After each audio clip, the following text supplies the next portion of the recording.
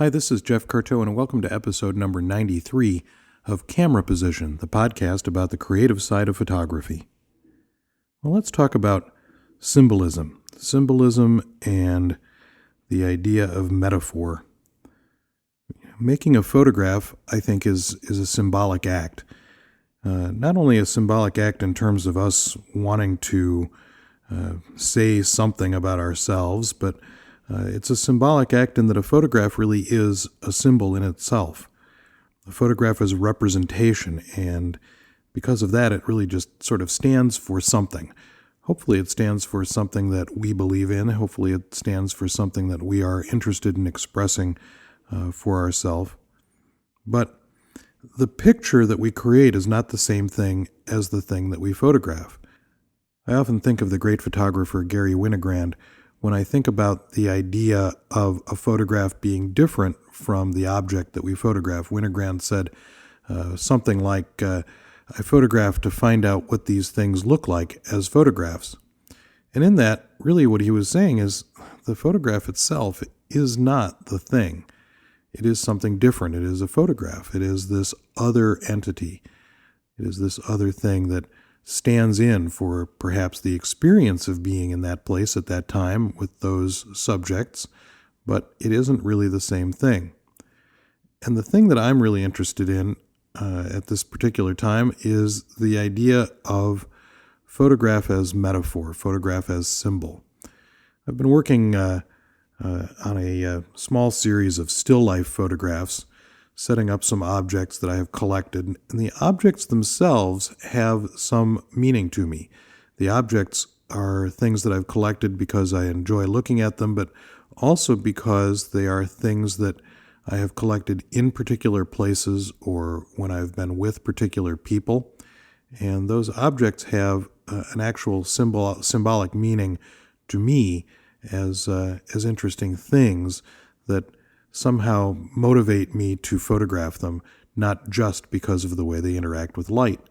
So the idea of photographing these things and really paying attention to them, but more importantly, putting them together, synthetically creating something new, not only in the still life that I create, but the still life photograph that I create.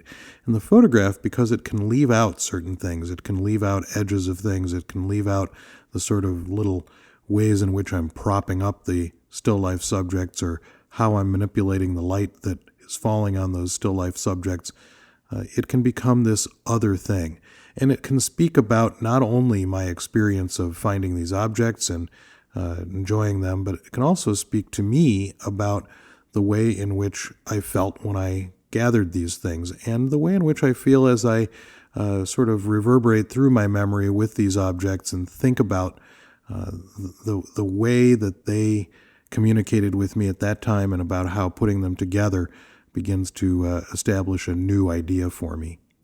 So in many ways, photography is like poetry in that regard. It is that thing that we take things that we already know, things that the words that we already know in a poem, and by putting them together in new and unusual ways, begin to create something new for us. So think about the idea of photography as metaphor, not just the thing photographed, but what that thing stands for, what it means to you, how it reverberates inside of you. Camera Position, the podcast, is changing a bit. For all of its history, Camera Position has been an enhanced podcast, meaning that it has had visuals along with the audio. I'm going to change the Camera Position podcast to an audio-only podcast, both in the hopes of doing them a little bit more frequently and also in the hopes of disseminating them a little bit more because the MP3 format that I'll have them in now will be substantially more playable on a wider variety of devices. It's also worth noting that the visuals, any visuals that I talk about, so for example, the still life photographs that I've talked about here, I'll put some of those on the cameraposition.com blog, and they will also be available in the Camera Position app. Yes, there's an app for that. I know that a lot of people don't know about it, but the dozen or so of you who have gotten the app through the Apple App Store either for iPod or your iPad, know that the app does allow you to download each individual episode, and it also allows me to put extra content in there. So any kind of PDFs, like I've done in some of the past podcasts for camera position, or images can be attached as extra additional content. So take a look for the app if that interests you. Otherwise, you can still get the podcast through the iTunes Store subscription model or at cameraposition.com. So spread the word that Camera Position is now in the MP3 format, a different format.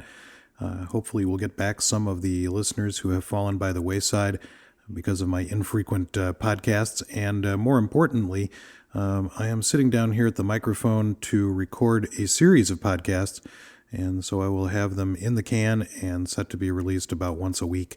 I've got a whole bunch of ideas set to go and a whole bunch of podcasts set to go. So those of you who've been away for a while, hopefully you'll come back and take a listen to Camera Position, the podcast about the creative side of photography. See you next time.